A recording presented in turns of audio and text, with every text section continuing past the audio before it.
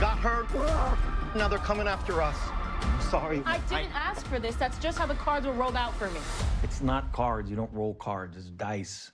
Dad, what is wrong with you? Hello. What's going on? I am excited to chat with all three of you. I mean, fabulous and badass in all the best ways from beginning to end. But I wanted to start off with Chase, feature film debut. I'm so curious, now that you've looked back on the project, you've watched the film, what is a scene or a moment where you're like, I wasn't sure when we were on set, but now that I'm watching it back, I'm actually really proud of myself for stepping into that challenge? Oh my gosh, I feel like the movie itself is in its entirety. There's a lot of moments where I was like, I don't know if I'm going to be able to do this, but like thankfully I had amazing scene partners and like a great support system to kind of assure me that I was here to do my job and I knew exactly that I could do it. But like, I think like the true part is anytime I watch the letter scene, I think that makes me feel nostalgic in a sense, but it also makes me go,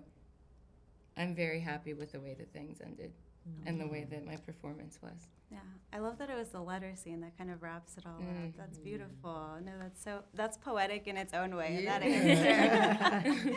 And Teyana and Regina, I mean, you play some of the coolest revolutionaries in this. I'm so curious, how did stepping into these roles really invigorate your revolutionary spirit and the way that you approach your art, kind of as a way to spark change and spark conversation? I mean, I think obviously choosing to do this film is definitely a way that we, to spark change. It's certainly to at least spark conversation that would inspire thoughtfulness, that could inspire change. And I think the images of all three of these characters, and including the men, you know what I mean, but as women, I don't know, I think that was very empowering and an incredible road to be able to go down, because you're studying a lot of subjects and people who've done it before you or done it in real life. Look, I'm acting like we're real revolutionaries. It's like, y'all haven't done any revolution. Right, I'm like, I know. But, when you think about people who have done that in generations before us, I mean, that in itself is inspiring. So to be able to channel from some of that hard work. Yeah. But I can see how you could feel we was really about that, because this was a lot of hard work, and we really poured into it, and it became a part of us, so you ain't wrong. You ain't wrong. The people that came before us, we got them in the game, you feel me? Yeah. I love that. Does that almost influence or kind of force you to look at almost like the news cycle or just the way events have been playing out a different way? Absolutely. I mean, we talk about this all the time, and just thinking about the fact that this script is 20 years old, this has been in the making for 20 years, and it's still so relevant. Yeah. It didn't need a change. It didn't need to be updated, because it was all still so relevant. And, I definitely think it is going to wake, shake, and bake some shit up. And I think that is amazing, because is some conversations that are very, very necessary, and dialogue that's very, very necessary on the topic. I wanted to protect you from all your mom's stuff, from all my stuff, even though I know that's impossible. And I mean, I was just telling Leo and Benicio that I was like, I want a whole separate movie on the French 75 and learn more about their backstory. We've been talking about that. We literally been talking about that. Like, it's so much more, because even just like the amount of loyalty, like Deandra's loyalty is insane, and it's like, so much happened in the movie that you don't really get to see the dynamic between her and Perfidia, but this is Perfidia's best friend, and she's really holding Perfidia's daughter down, she's holding Bob down too. She's just a great friend, and we were just talking about how like it would be dope to see a part 2 and see Willa get to meet Perfidia and see more about the French 75 and how we really got things rocking and rolling. So you on point, you passing the vibe check. Yeah. Thank you. And I mean, that leads me into the question for Regina. I wanted to know more about Deandra's story, because you played her in such a beautiful, layered way, where I was like, oh, I'm getting glimpses of maybe what she's gone through or what's really motivated her.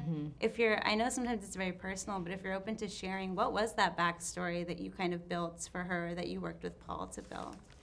Yeah, I mean, I think I had a quiet backstory about Deandra, what her life had been like before she joined, who she was. She was really idealistic before she joined, and really did it to change the world. completely committed person. Actually came from a good home, a loving home, thought she could take that into the world. And when she joined the French 75, she had kind of a very strong awakening about life, the realities of life. And then I think, cut to 17 years later, she had seen things that had left a few scars. You know, she'd had quite a bit of loss, but she still had a hopefulness and a sadness. I think there was a part of her that was, she missed this one, you know. It didn't end well, you know, but that doesn't change her commitment to the future, you know. Truly Willa represents the future. No, it's so interesting to hear that, because I felt that in watching that last scene where we see your character, where I was like, oh, I feel like there's more of that story here. So it's really cool to hear you lay that out. And I mean, Teyana, Perfidia's name in itself is such a foreshadow to where we see her character go through this story. How did that influence the way that you chose to play her, knowing the audience would later think of her in a different way than they might have at the beginning? That's a good question. I think that took a lot of conversation, you know, and a lot of workshopping and a lot of like building her color palette and her layers with PTA, and that's what makes it special, because she's so many things. She's so complex, but it's like when you first see her, it's like, okay, well, what exactly is happening, you know? Like, what's the angle here?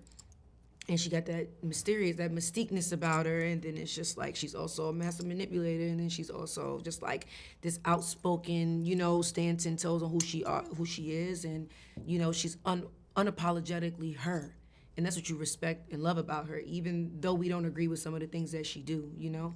So I think preparing for that, just pulling from different angles, like I know how I've been in a place in my life where I had to be in survival mode, so seeing a Perfidia in survival mode was something that wasn't too far-fetched. I was able to dip into that. I've seen a Perfidia, I've experienced a Perfidia who hasn't felt heard and seen and felt, you know, so it's so many it's so many colors in her palette.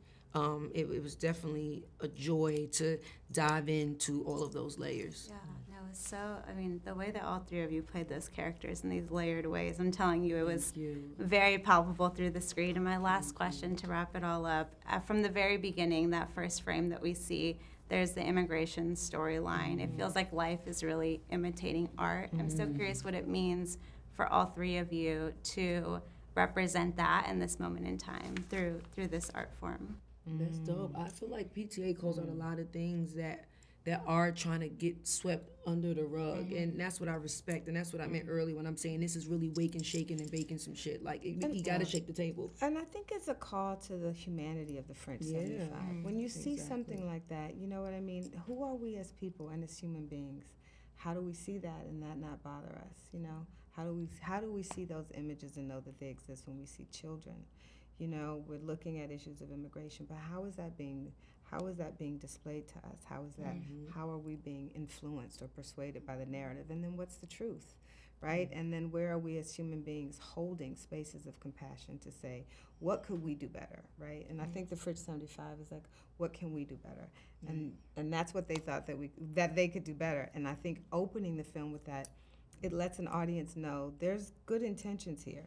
We don't know where we know where, you know.